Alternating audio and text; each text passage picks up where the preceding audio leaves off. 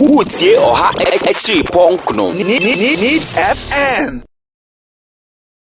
Eno Dr. Srebo Kweku, oye Director of Elections, ewo Electoral Commission asuye. Yenu ni nkomofa limited registration exercise ho. Dog ya mwache. Yeah, yeah. Meba to na bomu ti say. About the memory now. Nyame adomboko odi ache yen.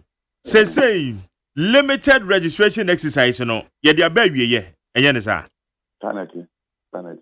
Yo, ne ye dia ba na wieye wie e de na aka. No, me that it's what here for in answer. Ete for also. The German when you registration yeah.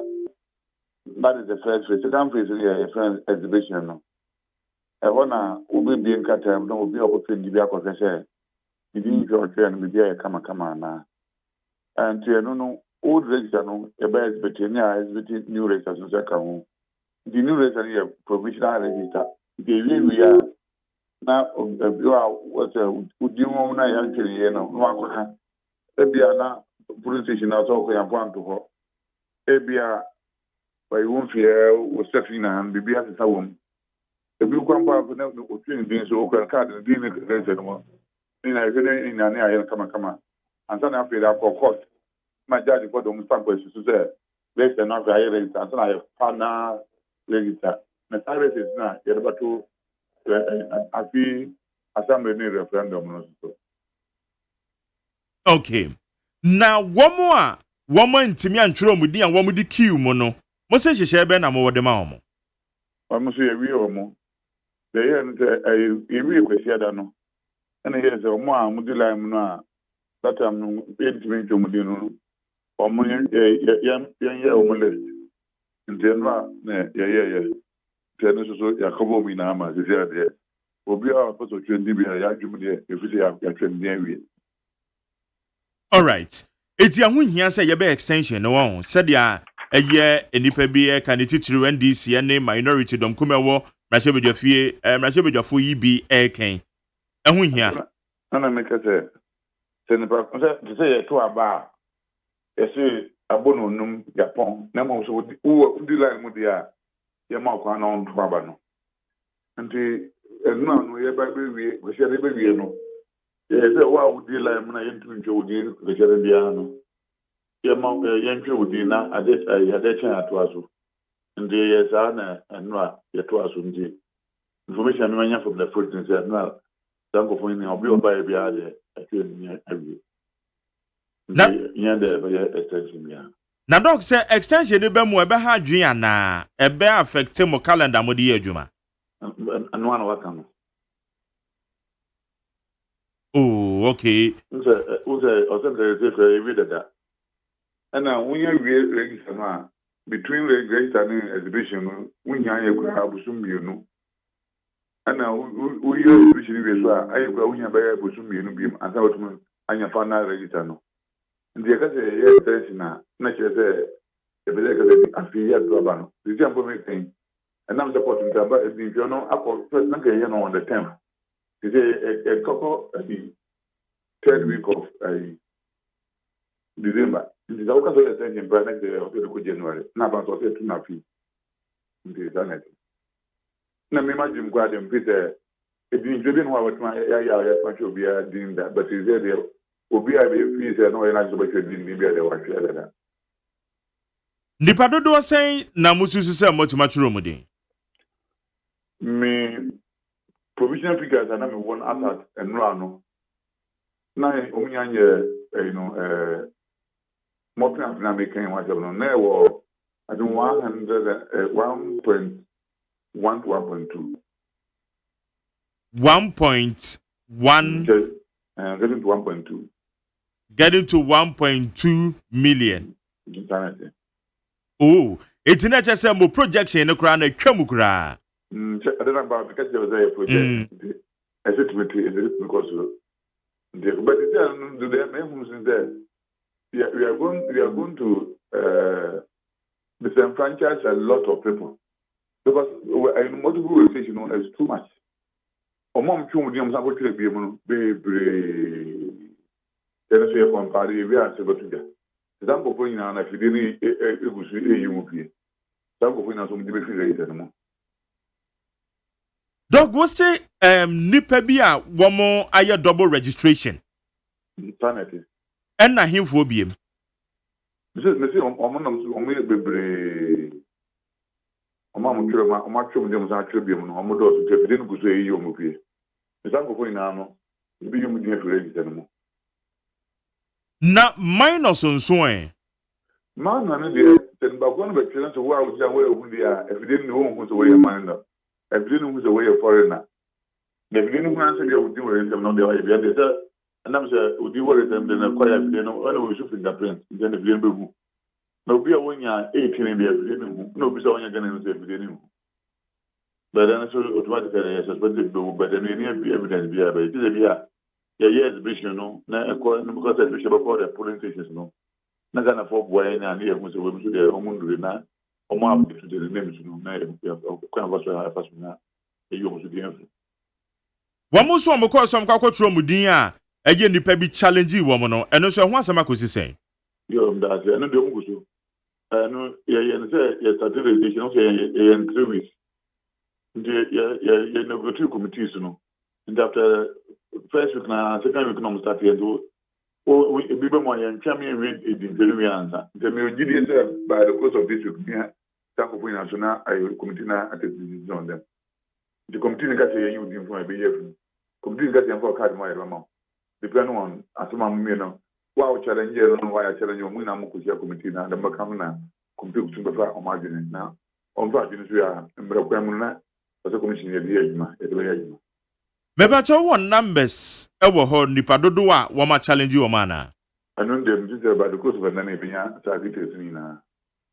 Enu ache no so no sa decision a wo be taken decentralized ye wo mo committee no ewo sa biaye na wo mo churo din no wo mo na be take decision na je ba makati ansa.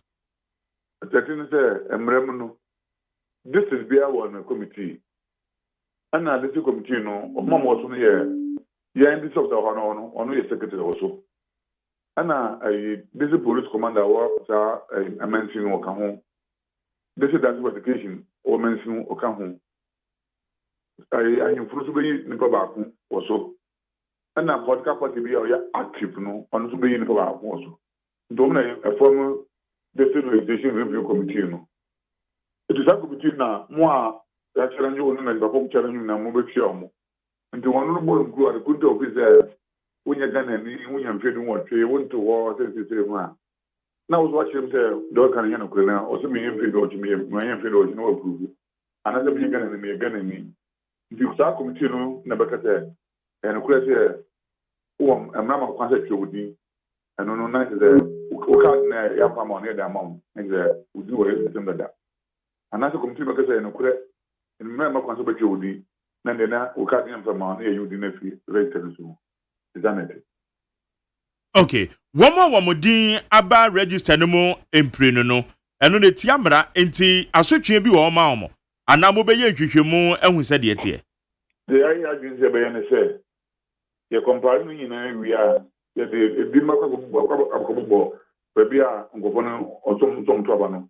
Se sanko fo wi ana o ma twom ni mienu ni emiensa so ebi kwa tire ni nan ndi ye de ko boss anu a ne da ma police so ndi the police put me esa kan mo dia ne do ma for ma kwan do the police one hu na se bi a obi so ya do mba che se oni mo sima si we kan ho a na so na ma police apart from say afide ne yom ni afri mu na obi a ne din wo mo empren nan no yes, registration we ya na watro ni din makomako empren 9 ana say ye registration bi atwa mu na watro ni din ewo mu na ni din na san ba pie wa ha yo that is say so we go din bako na za ko twi mana fili na quarantine and the quarantine na register so din ba din was database no and the one ko fo bi o ma o mu din o ba mi sadada but no eni me register mo because on do nto aba ana wasanko twin bi ni bi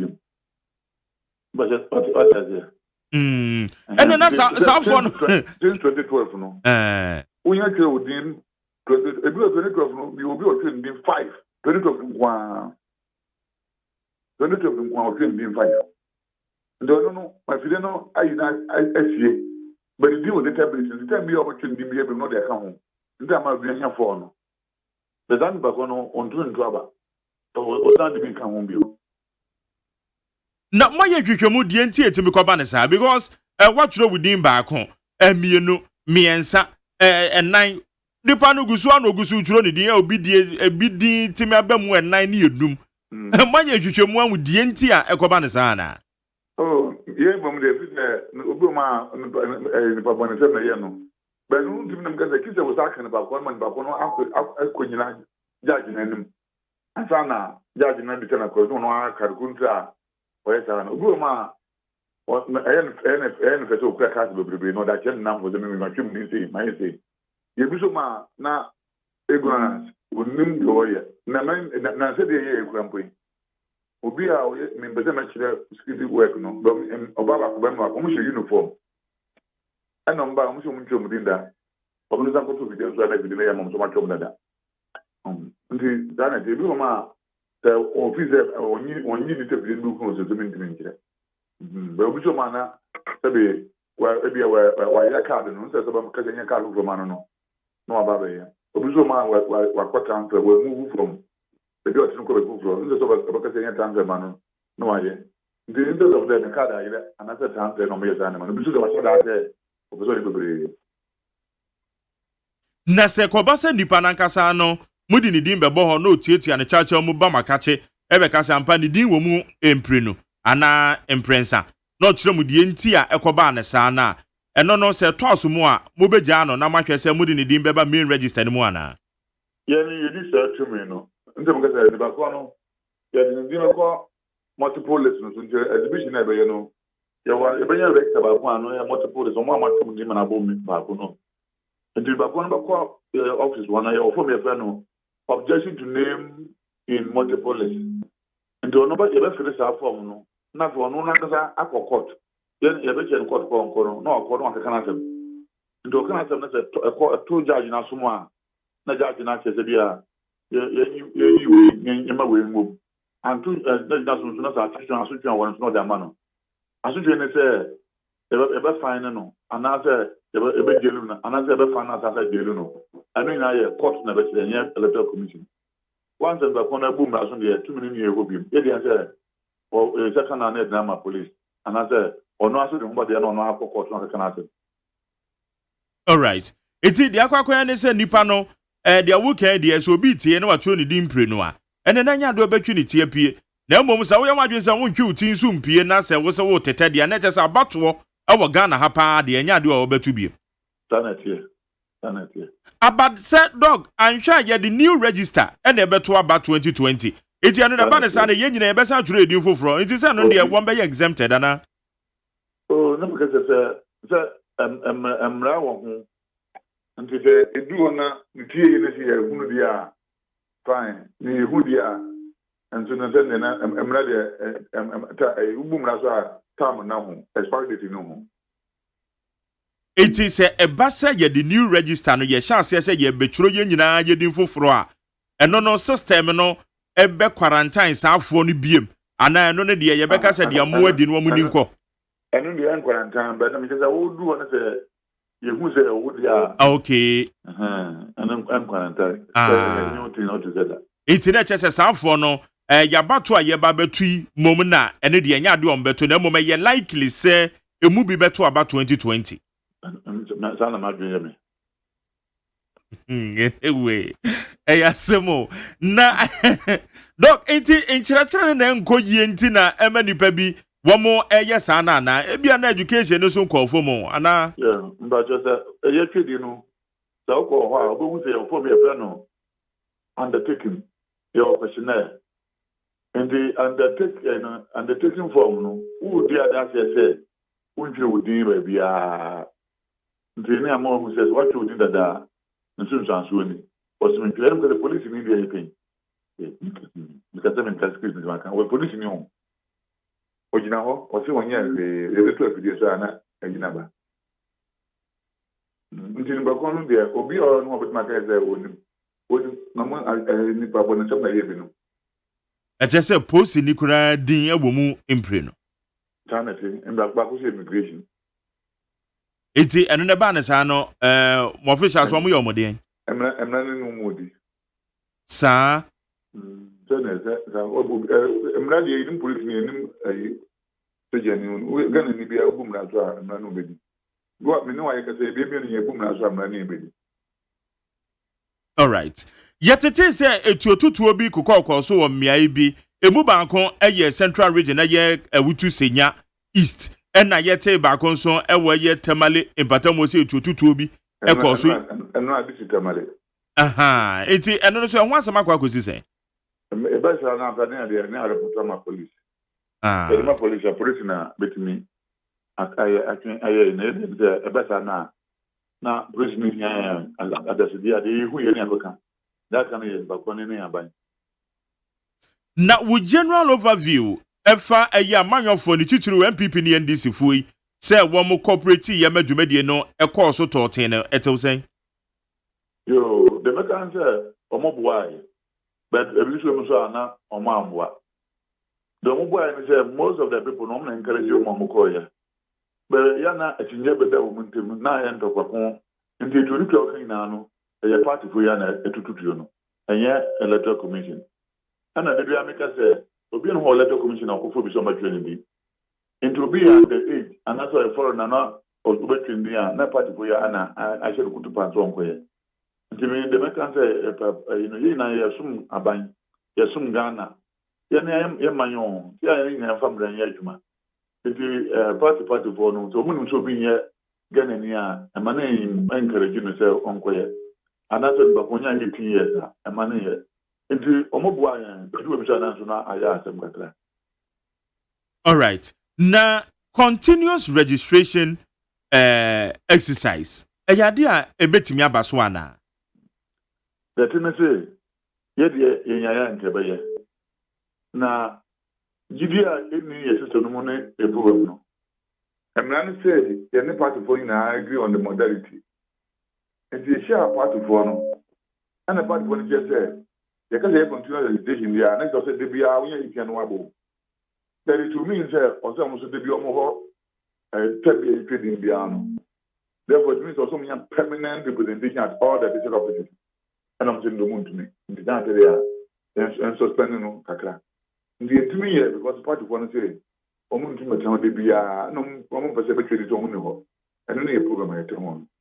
Iti na che se sobo a aya na Ghana fo bi de bomumu yisifo no se mo na mo nhwe se ye betimi aye continuous registration exercise na che se eye amanyokuofo no mom na woma ya kwanside Dana die amo se omuntu matawo de bia ndi amo yitu se bia ombaji edintian yangu ahedin ye continue de na bra omo ana so mu ni ho a betimi aye but iti akọ se bibia na no man na ye and don't make some to town ya won't even go jam because they now so a present as we ba they never be able to be on as ya jai ndi me yidi se betu me no e bedu e bia for mo abeja to say omo no ho yen ya tinaya enra kra no so ba betu odwa se eye enmanyoku NDC for e ka se ebeya eye mo online service no amwa ntimu ntwam kra na mo munyisu offline services no na mum provide more kits no mum said ye betimi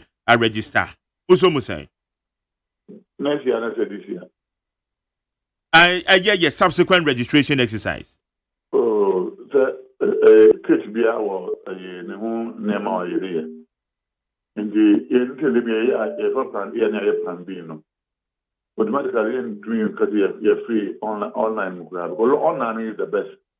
Online for the name of my registration and sanity as ever to online all year and I feel would do that. It automatically entering because they do away with the online, but automatically the offline was supported. And the machines are better the energy and the manra. Then you test nothing and you una near home the way this around Naya system. No, internet connectivity reliable. It's not just a online service na entimi anya adwuma yie ne nti na ama womo a womodian ba mu imprenu ne imprensan woma nya womutire didi mu because online there am kwa kwa bon jodi on when you are online, you are connected to all the registration centers. And those are tools to use would you that? The other very so. But offline, it is a way until I got a database until I didn't actually say, oh, dancing. To me, online is more liable. And I'm going to say, homes on the connectivity, then when you look at the outline, no, you do away with it. For being with my actually give me a new online show, and I didn't know my fans. All right. My officials and so performance net is saying.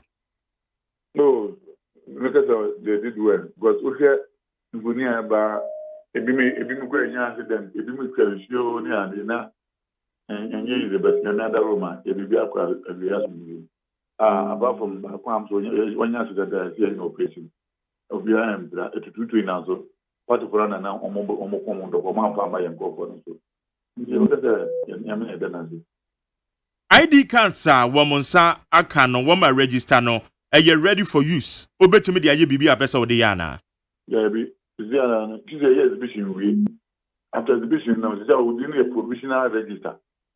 Until we didn't any activated work. But in the bank now there any adma. This exhibition and we court judgment register no and fanyadma and then I activate omo amako fana database no. This is a provision and do bank. And on a bit take a so me saying.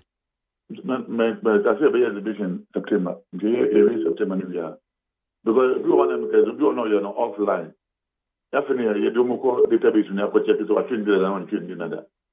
Into what card no not a machine check why you do that. We didn't make system get the age man going here. The exhibition we are after months I will you know. Na to be a maswa na mo za fero. No because what you would do. Is there Ukra we provisional with the voter. We can confirm. It's not be our chance to the Maya. Joe. Dr. Sirbo Kweku, Director of Elections, said the Electoral Commission, Yadan no pay. Utie Oha Echi Ponkno Needs FM.